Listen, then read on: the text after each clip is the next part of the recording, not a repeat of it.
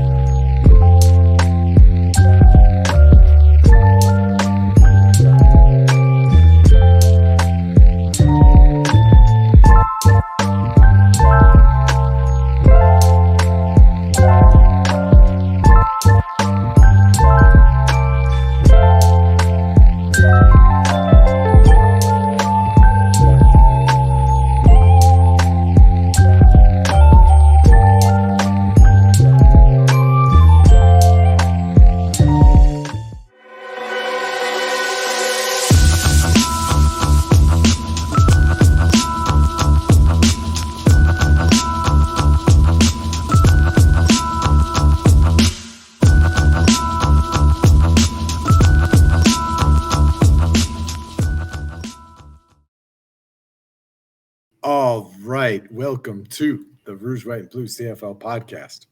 My name's Oz Davis. I'll be your host for the show. I'll be broadcasting live from Las Vegas, Nevada.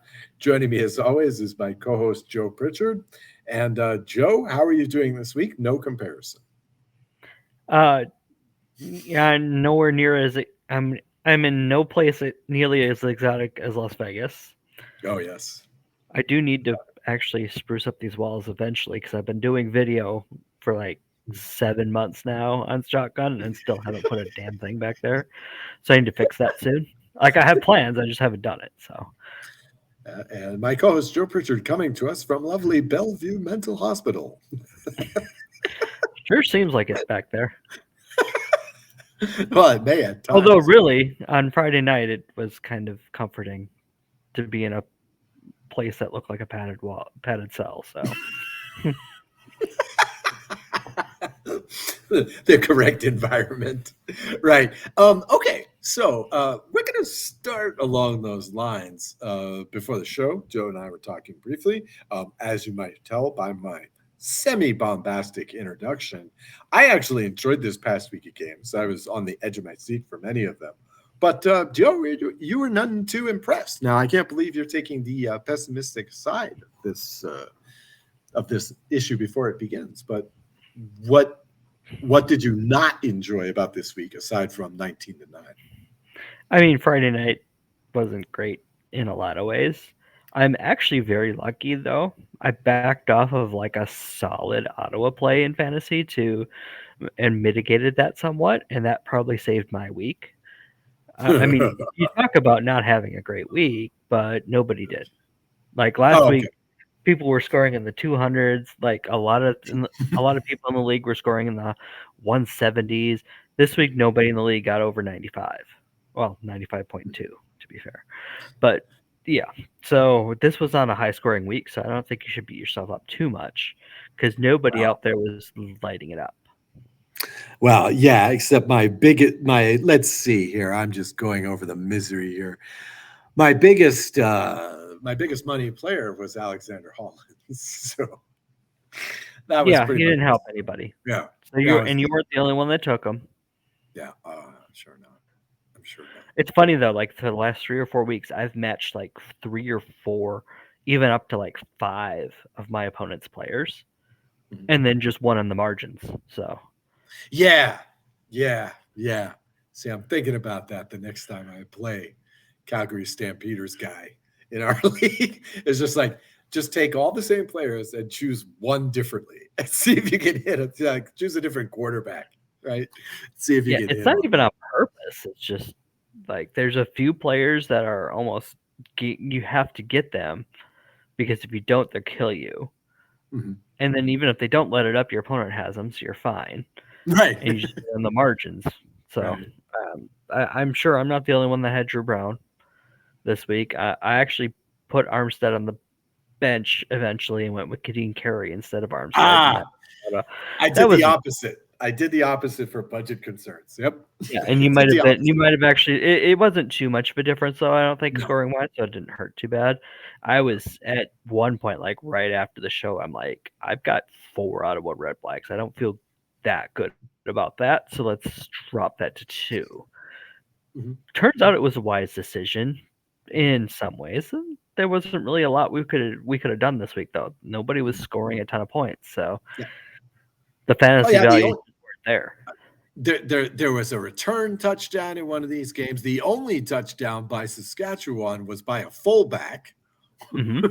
in his rookie season. I And I mean, remember way back when I used to care about NFL fantasy, if a backup or a backup would score, you'd hear that doesn't help anybody. Well, that was one of those.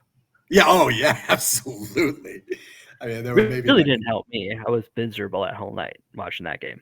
yeah. Well, that was the one game that was not ultimately close. Was a bit of a letdown. Tried to find something positive about that game to say, but didn't have too much. But we can take it from the top now. The week started with the Ottawa Red Blacks 20, Edmonton Elks 14. Foolishly, I thought that maybe the Elks might win this game coming off of the coaching train. We said last week in forecasting this thing that in order for the Red Blacks to win, they would just have to do their typical thing in 2024, not make too many mistakes. Um, you know, Basically that's it. Get Drew Brown enough time to throw. I mean, maybe he's not going to go for almost 500 yards, but you know, give him enough time, and like a good, competent professional quarterback, he'll come through for you. The keys to the game for Edmonton were to get off to an early lead and don't make mistakes. Well, there were mistakes. The Red Blacks actually made a couple of bad mistakes, and this is the wild thing: Edmonton might have had a shot in this game if they could have ever gotten their offense going. They just couldn't do it. I mean, Drew Brown made a couple of bad mistakes. Okay, he had two picks in the first half, both of them throwing on the run. However, the Elks only punished them to the tune of about 3 points. And that's how you lose games. Right. Between the two turnovers, they could not take advantage. Brown did not have a spectacular game. He had an excellent first drive, and it was a pretty long day for somebody like me who bet on Edmonton and who took Edmonton and Pick'em. At least I didn't have too many of them on my fantasy team this week. Thank God, I've been doing that recently. Um, you know, excellent first drive. Excellent first drive. 7 plays, 6 of them were passes. The first one was incomplete. After that, 5 consecutive passes in a row for a combined 93 yards. After that, Drew Brown was 17 of 27 for 164 yards and 2 picks the rest of the way. There was an opportunity here for Edmonton. The defense was pretty good for Edmonton. They had 4 sacks. They had 2 picks. They won the turnover battle. They didn't let Brown throw for 480 yards. But it's just this offense could do nothing. This offense could do nothing. And I'm wondering if, in a bigger picture, I'm wondering if we're just seeing, the disintegration of McLeod Bethel Thompson. I mean, yeah, he's been playing professional football since 2011. And yeah, he was the MVP of, I think it was the USFL in 2023. I think it wasn't the new UFL. And now he's back in the CFL and he's seeing a whole new level of play. But I just, this is a guy that's been around for a long time. And I guess really what's incomprehensible, I should say, is just why Jones started this guy in week 1 instead of Trey Ford. Because we've been talking about this all year, haven't we? More or less. Yeah. But I'm still I'm still on board with this is the first week McLeod Bethel Thompson had a bad week. He's been fine. Well, a really bad week. Yeah. He's been fine the rest of the time. Trey Ford isn't going to change. Trey Ford being in the game isn't gonna change things right now. You might just do it as a sop to your fans at this point because 0-6 is 0-6, but you can't hang that on McLeod Bethel Thompson. He's the one that's been making the offense go. Like this week is the first week the offense was just not effective at all. Yes. Even though they've Oh, lost a ton of games, 3 in a row by last second field goals. It's because the offense was competitive.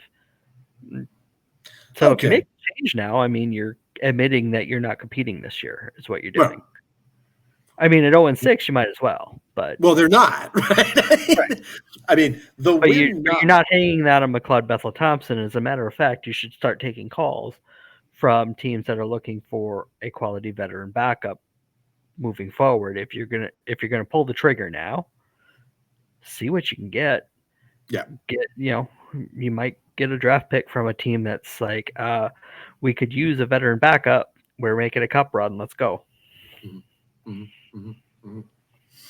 Yeah, well, I despite the win um, by Hamilton, I mean, I think one thing that we learned this week is it's clear two of the teams that aren't going to make the playoffs, and Edmonton is one of them. I think. I mean, yeah, we're only 6 games into the season, but and it's the same thing with Hamilton. I think the hole that they have dug here might be too big to really make a legit run going forth, especially since there seems to be a lot of quality teams this year. Again, we're on a pace here to see more closely contested games than in quite some time, perhaps to the beginning of this century, even. So, this is a competitive league, and Edmonton, once again, they can't afford to have another hard luck game like this. They can't. Now next week they get Hamilton, so we'll see. We'll see. Maybe next week. Okay, and Joe's worst nightmare followed that game up. Saskatchewan Roughriders 19, Winnipeg Blue Bombers 9. Wow. This to me felt like a textbook example of grueling. Yeah, this points were hard to come by, yards were hard to come by. You never knew who it was, who production was going to come from. I mentioned it before. It's Clint Ratkovich, rookie fullback slash tight end on this play when he scored the touchdown and was left alone in the end zone. He was actually lining up in that tight end spot. He's listed on the roster as a fullback. He scores the touchdown, and Roland Mulligan, not exactly an X factor, but he was just a monster in this game. He had four Oh, he's pass been a knock. stud all season. Yeah, he was insane in this game. He dominated like Deion Sanders out there. So nice game by him, but I mean, it's like you were saying, Joe, not a lot of fireworks here. What No. ills? What ills Opportunities these left and bombers? right, left behind for both sides. Mhm. I do have to give credit to Shea Patterson. He played a safe game. It was a Right.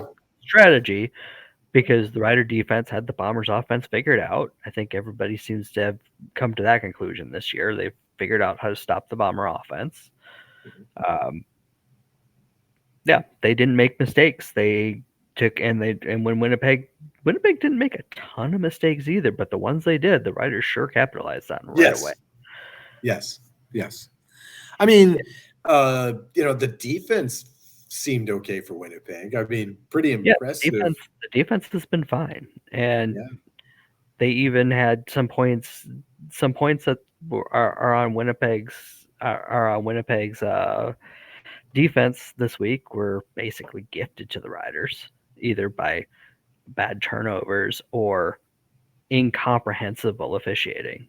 I mean, when you have um, when you have the announcer spending the entire second half just going, "What are they calling? What is going on here?"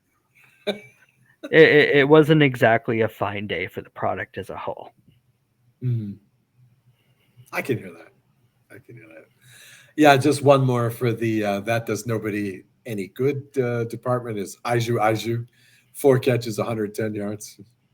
Nice. I hope you had him on your fantasy team. Right. Third game of the week, and I stunned Joe. Who pleaded with me not to pick it. Hamilton Tiger-Cats 27, Toronto Argonauts 24. And also, in addition, Joe, I'm unfortunately your wonderful prediction of two teams finishing this season 1-17 will not happen. But 1-16-1 is still in play. That's on the table. So, And to be fair, I was kidding about 1-17 for both. I I knew know. I knew they're gonna break through at some point, but it's just taking Yeah. their dang time doing it. I know. I'm just hacking on you, but I did like the thought that you could have two 1-16-1 teams. That would be pretty amusing. I did want to say, hey, this is why point spreads should be paid attention to. I don't know how the Las Vegas people figured it out, but somebody figured it out that the Tiger Cats were going to wake up and play some defense. Joe, where has this Tiger Cats defense been all season? Usually chasing the other team's receivers. Right. Well, this defense was flying all over the field in a good way. They were double covering nicely. They were wrapping up the guys. Only two turnovers generated, but they actually elicited 3 fumbles. Just couldn't recover any, maybe because they've seen so few this season. And even a couple of quarterback sacks, which is a lot for them this year. And the block punt. The block punt early in the game on special teams, that really got the fans believing for the first time this season. They said going into this game that Hamilton had literally not led for a single minute this season. Wow. And they led for most of this game. So, Sure nice did. game by the Ticats. Yep. I mean, give them another 3 minutes, they might have found a way to blow it. But Yeah, well, okay. It was trending toward Toronto was rallying at the end there. Yeah, and it's weird with Nick Arbuckle. Uh-huh. And he's looked good those past couple of times Right. he's taken the ball. So Again, coming in late. Are we going to be seeing him sometime soon? I mean, they've been talking about Chad Kelly coming back and coming back and coming back, and it's frankly disgusting for one thing. But I could see why in the sports sense that they want him back because obviously the offense, the Cameron Dukes isn't progressing as fast as he needs to keep the team chasing Montreal. Oh, yeah. No. It's Cameron Dukes. Okay. His stats say 20 of 27 for 180 yards, but 102 of that is after the catch. Mm-hmm. Now I don't know if this is a confidence issue or what. I mean, he seemed to have something of an arm early in the season, but this is not going to cut it. If you're trying to compete with Montreal, this is not going to work. And so Nick, it could be conservative play calling. We don't know that, but at the same time, there's not enough trust somewhere where the ball's not going downfield. And when Nick Arbuckle comes in, the ball goes downfield. Right. Now we've seen the Nick Arbuckle show before. Doesn't tend to turn out well after a few games, but at the same time, what's my rule about backups? If they can go 500 for 4 games, you're okay. Yeah, right. With the return coming here. Yeah, that would be okay at this point. Yeah, I mean, again, Nick Arbuckle, so he's thrown an interception in these last 2 relief performances, but he's also thrown touchdowns. So they are letting Nick throw down the field. And all of a sudden now, I don't know, somebody doesn't have confidence in Dukes out there. Despite the quarterback problem, Toronto's had to enjoy DeMonte Coxey's game. 5 catches for 87 yards and a touchdown. A couple of pretty impossible catches there. And, of course, almost becoming a ho-hum at this point, Janaria Grant. Runs back, yet another touchdown, another punt return touchdown. But not that Bomber fans are bitter about that or anything. Especially given from what I'm hearing, he came in at slightly over the minimum. That was clearly a call made by the Bomber front office that was not the best one that they've ever made. How about that? Perhaps not. I Perhaps not. given what they've done in the past 10 years, though, I think they're allowed to miss one. Yeah, sure. Okay. No problem. um, and last one up. Now, come on. You had to enjoy this one. Calgary Stampeders 25, BC Lions 24. Yeah, Joe, I yay, wonder. nay, I, nothing. I Calgary continues to confound me. Oh, man. I can't figure them out. Well, I was going to But not start in by a, talking. but not in the negative. I can't figure Hamilton out. Like, what is Hamilton good at? It's like, okay, is No. Calgary actually good, or are they catching teams at the wrong time, or what's going on here? Because sometimes they look really, really good, and sometimes they look really, really bad, and Well, I'll say sometimes this. that changes within 30 seconds of each other. Well, I'll say this. I mean, they always look competitive. I mean, here you go. I am, I am happy for Calgary Stampeders fans that they're used to winning, right? That they've seen their team pull these games out, that they are confident that they're never really out of these games. Because here's the results this year, okay? Win by 8, lose by 9. Biggest game either way this year. Win by 3, lose by 4, lose by 4, win by 1. It's like every single time they're going to play you to within a touchdown. And Joe, I hate to say it, man, I think they're good. I think they're good. That's yeah, they're tending to be slightly better than I think anybody gave them credit for going into the season. Yeah, this season, yep, absolutely, absolutely. They're getting into the playoffs by the dint of the Riders' collapse last season. They've made the playoffs 20 years in a row now, something crazy like this.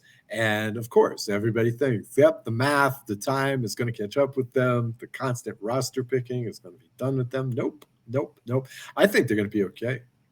I think they're going to be okay. Yeah, they Um, may have pulled out of that dive just in time too. yeah, I mean, talk about Dave Dickinson in just a second, but I don't know. I really enjoyed this game. I love the long drives. In the third quarter, there were just 3 possessions. Now, some of that was due to the fact that we had, in that same quarter, we had 3 offensive line holding calls, 2 by BC, I believe, and 1 by Calgary. They're getting a little bit frustrated there on the lines. But other than that, those drives in the third quarter were excellent. Really great stuff. But I wanted to ask you, Joe, is Jake Meyer becoming a legitimate threat here? 25 of 32, 307 yards, 3 touchdowns, 0 picks. Maybe re-becoming a legitimate threat because when he was taking Okay. over, like when his first starts in 2021, 300 yards, 300 yards, 300 yards. Then Bo comes back off of injury and he's in and out of the lineup until Yeah. about what I don't want to say like halfway through 2022, and he was good taking over at that point. And then last year was less. It's almost like it was almost like the spotlight being shown on him instead of because we saw this with Jeremiah Mazzoli and Dane Evans too. When they were both going back and forth in the lineup, they were both really, really good. And then all of a sudden, you shine the spotlight on Dane Evans, and it didn't turn out so hot. Mm-hmm. That Yeah, might but have been. Mayer, I kind of thought that might have been what was happening this time too. But this year's definitely a bounce back year. yeah. No, I mean, this game, I felt it was particularly impressive. I mean, he did a lot of the damage with just 3 receivers. Bagleton, by the way, 7 catches. That's the most he's had in a game this year. Bagleton, Barnes, and Jalen Philpott combined for 16 catches for 194 yards. I mean, we knew coming into the season that this receiving core looked pretty good, and now Mayer seems to be using those resources. I was going to say capable of using those resources, but now he's actually doing it. It's making Um, it seem like last year the injuries just caught up with Calgary, where they yeah, just had too many yeah, injuries to be competitive. yeah, they were pretty shredded at the end of Mm-hmm. last season. Yeah, they And certainly that's were. something that I've admitted at least twice this year already that I didn't give them enough credit for when we were making our predictions earlier this year. So, Mm-hmm. Yeah, and they still managed to put up 30 points in the playoffs too against BC. That's true. Um, okay, so on the flip side too, I liked what Calgary does. Calgary has mastered, I wouldn't want to say master, but they've gotten good at playing BC in these past couple of years. In that, they get really physical with BC, and to no great advantage in Vancouver. Vernon Adams this time just 17 of 31 for 192, two touchdowns but two interceptions, and could not find Hollins for anything. McGinnis and Hollins in this game. Okay, these guys are what, two of the top three receivers, I believe, by yardage this season, at least going into this game. Combined for 4 catches on 12 targets for 62 yards. Now, I think a lot of this is just the consequence of Calgary, knowing how to play BC. Some of this is probably just a balancing, just the numbers balancing out for Vernon Adams. They kept saying Vernon Adams was on pace for 6,000 yards this season, and so they kept saying this prior to the game, and so yeah, there's going to be games like this. There's going to be numbers like this. He is human, I guess. But to me, this is a game that the Lions really could have used. I mean, Saskatchewan won. Winnipeg did not show up to some people's liking. And so now BC is back in second place again. Now, we were talking about the Stamps just a minute ago, but Joe, the trickier question is talk about can't figure them out. Are the Riders good? Their defense is good. Yeah, their defense. And Shea Patterson's doing what he has to do to keep the team winning the games, even if he's not putting up a ton of numbers. He's doing the backup quarterback thing that I always reference. He's keeping the team afloat until the starter can get back. We'll know by Labor Day if they're true contenders, but I'm starting to lean toward yes, because that defense is going to play regardless of how the offense is going. Well, they're better than at least 2 teams in the league, so they're probably contenders. Right. Okay. So, all right. That was the week in CFL games. We're going to go on to talk about next week's games. I like to do the rundown for our sponsor at this point in the show. That's RoyalRetros.com. Retro as in paraphernalia and gear. Now, I often like to talk about when I'm doing this plug about how they have, shirts and ball caps and jackets and assorted stuff from defunct teams and defunct leagues. But I figured, okay, this is a CFL podcast. So I was looking around their catalog at the Canadian football gear that they have. And wow, American fans really need to pay attention here. We've got, of course, we have Baltimore Stallions gear, but come on, Birmingham Barracudas. They got an awesome, what they call the remixed version of the Memphis Mad Dogs. Fantastic stuff. Really nice green uniform there. Montreal Concords are here. Lots Get of your great Guild jersey. Yeah. Well, Sacramento Gold Miners are here, as well as San Antonio Texans are even here. And of course, Las Vegas Posse, my temporary home team, right? In CFL history. So a lot of good stuff there for CFL wear at RoyalRetros.com. Lots of other sports, lots of other leagues, lots of other defunct teams in nice looking gear for you. If you use the promo code RWBCFL at checkout, you can get 10% off. And it's also good for us because they know you're listening and acting on our behalf. So RoyalRetros.com, promo code RWBCFL for 10% off. Some really sharp gear and paraphernalia for all your favorite defunct teams and leagues. Right.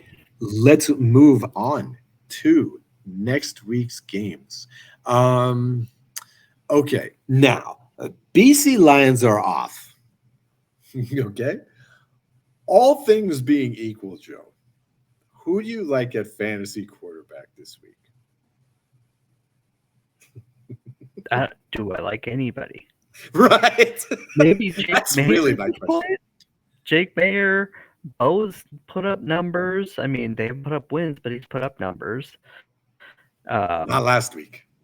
Montreal's on the backup. Toronto's on, potentially third string. Who knows? You don't know. Mhm. I mean, I haven't heard that Nick Barber was starting or anything, but by the time you're listening, maybe he is. Who knows?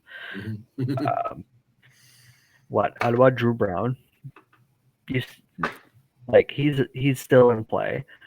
But those are the two starters out east right now that are still starters. I mean, Zach Right. Claros hasn't exactly been a fantasy darling this year. Saskatchewan's on their backup. Cloud Bethel Thompson, if they keep him in the game and not pull him randomly for Trey Ford once in a while. I mean, Jake Mayer seems might be the guy, right?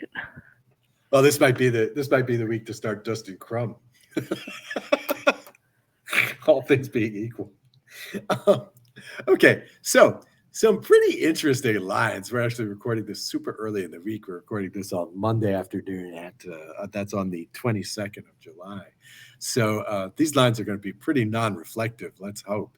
The week starts with Saskatchewan Roughriders at the Montreal Alouettes, and there is no line on this because after the first day of practice, Cody Fajardo did not participate. Um, Technically speaking, the sports books are waiting to hear the verdict on Fajardo, but Joe seems to think he's not going to play. Likely out from what I'm seeing. I'm kind of leaning that way myself. So I don't really know the path for Montreal to win this game. I'm not sure that the Riders are going to put up a lot of points.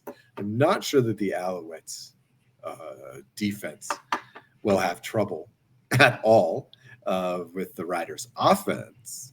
So when all is said and done, probably the best bet will be to So the take the question is, under. how many times does Caleb Evans throw it to Roland Milligan? Oh God. Oh God. Yeah, that's the key matchup of the That's game the right long and there. short of it, right? Yeah. All right. Despite rationality, I think I'll take the Owls. Just because it's looking like I'm going to be taking the visitors in every other game. So Okay. I'll take Well, the Owls to I'm taking the Riders. Not that I love the idea, but win. I've seen the Caleb Evans show before, and the one thing you can't do is make mistakes right now against a Rider defense, and they will kill you if you do. And well, and Shea Patterson's going to play a clean game. Montreal may force him into errors, but he's not going to make unforced errors. So I mean, if Montreal gets a bunch of turnovers, great, they've earned them. Yeah, probably, and the Riders have stayed cool on the penalty front as well. Just 5 for 50 yards in that game last week against Winnipeg. Definitely So, a different environment there this year. yep. They've actually brought that back around. Again, the defense has looked sharp the last couple of weeks. So, yeah, Riders are looking like a contender. Riders are looking like a contender. But I'll be the irrational fan. This is Pick'em, and I'll take the Alouettes. Right. Now, this line I totally don't get. This feels like a gimme. I'm very suspicious here. Calgary Stampeders, just 1 point underdog at Ottawa. Okay, this makes no sense to me. Yes, Ottawa has a winning record. Yes, it's a nice story. Yes, they play smart ball. But nah, Yes, Calgary's just they looking too tied good. for first by the end of the day. Right? Right. But nah. Something I didn't think I'd say after week one. Yeah, how about it? who did? Who did think that? No, but I'm sorry. I'm sorry. Calgary's a better team. Calgary's gonna win this game. I mean, 1 point. Come on. Calgary's gonna win this game. They might win it as they've been playing this season. They might lose it by 4, or they might win it by 4 or fewer. But I do think they're gonna win. Calgary. I'm thinking about this because I didn't think about these earlier. Okay. Usually by Wednesday, I've gone over these a couple times in my Right. head. Yeah. You know what? I'm going to take a gamble. I'm going to go Ooh. Ottawa home. Ooh. I like it. I like the division. Okay. What's the thinking here? Just momentum? That home field and home fields mattered this year. It's like I want to say it's 19-9 for home teams this year. So home teams matter, yeah, and they're going to have, and Ottawa's going to have more of a break. We didn't really even get into the fact that there was a ton of injuries the last game because of a short week. So we're gonna have a normal week for Ottawa. That'll help them. Um, you got that.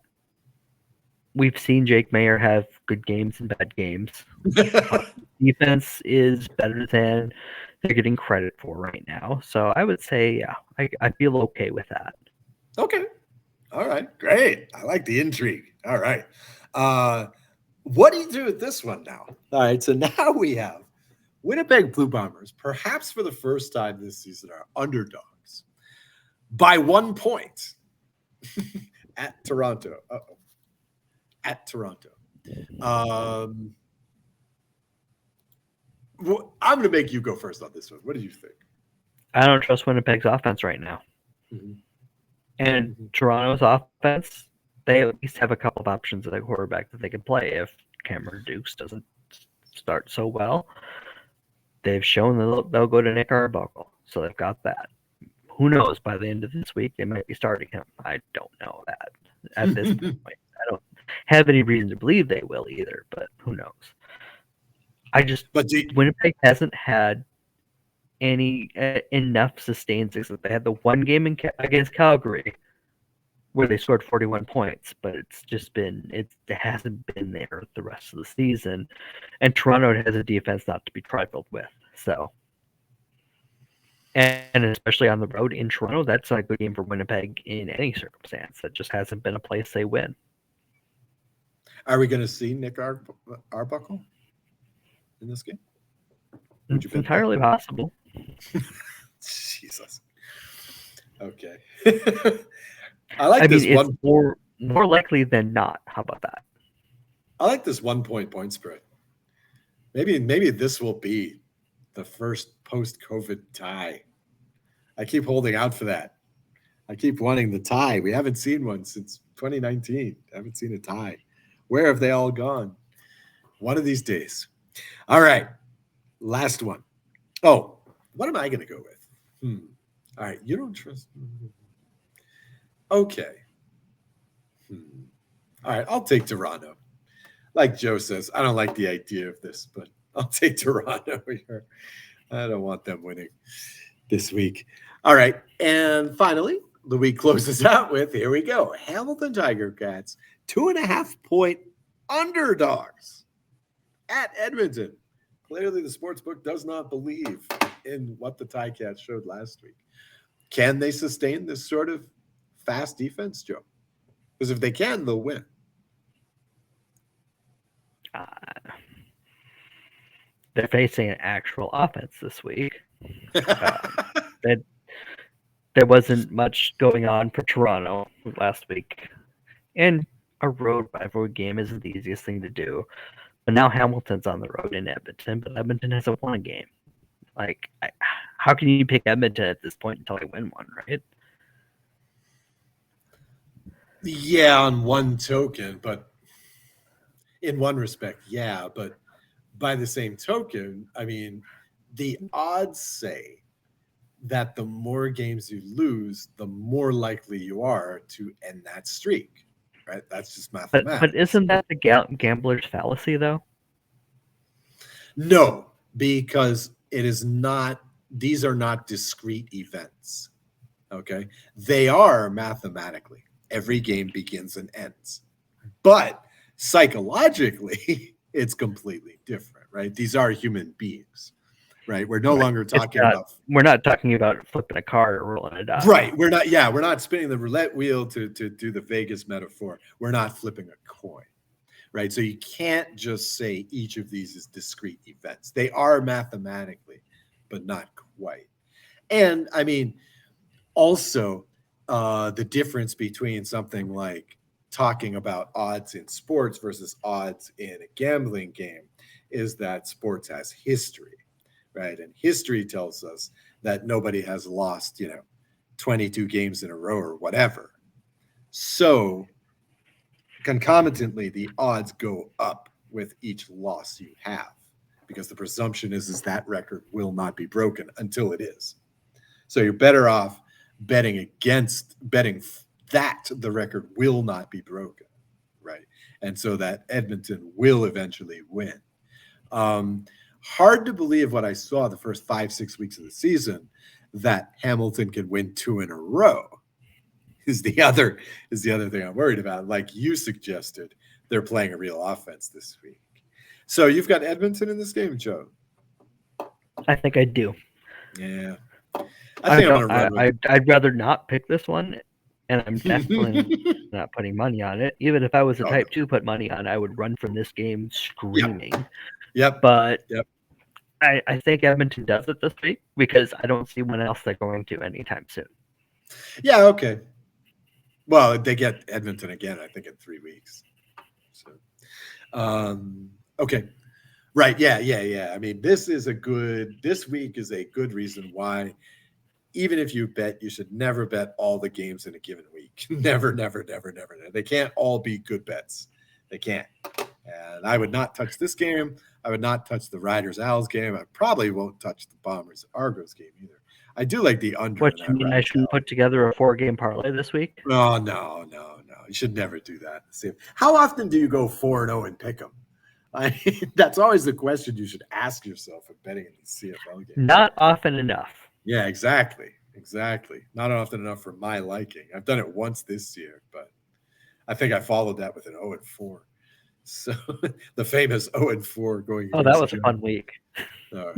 Yeah, that was great fun, Joe. Great, almost as much fun as losing 19-9 against your rival, Smith. Yeah, that was a blast too. It was about as Or fun as that. having the Phil, or seeing Phil Potts put up numbers and making my team sad Yeah, because that's only been happening for 30 years now. yeah, yeah. Not Guess that so. I'm bitter about that or anything. It's a bi-generational disappointment. Oh, and especially given that like the Unreal commercial that plays every CFL game has that play in it. Like really, every single game I watch. Nice, nice. I love it. I love it. Poor Joe. Poor Joe. You're back in the ranks of tormented fandoms, huh? Yeah, we're getting there. I mean, it's not as bad as it could be. It could be 5 years out from this, and they're still scuffling at 2-5, and No. that's the normal thing again. I've been there too, so Yeah, but this could be a bump in the road. This could be the beginning of the end. We don't know.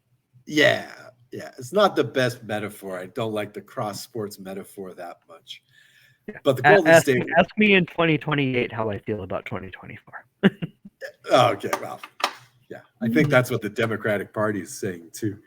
In any case, right now in the U.S. In any case, all right. Well, let's wrap it for this week, okay, Joe? We're gonna wrap this show, and my name's Oz Davis. I have been your host for the Rouge, White, and Blue, a Shotgun Sports Network podcast. For my co-host Joe Pritchard, we are out of here for this week. Enjoy the games. Talk to you next week.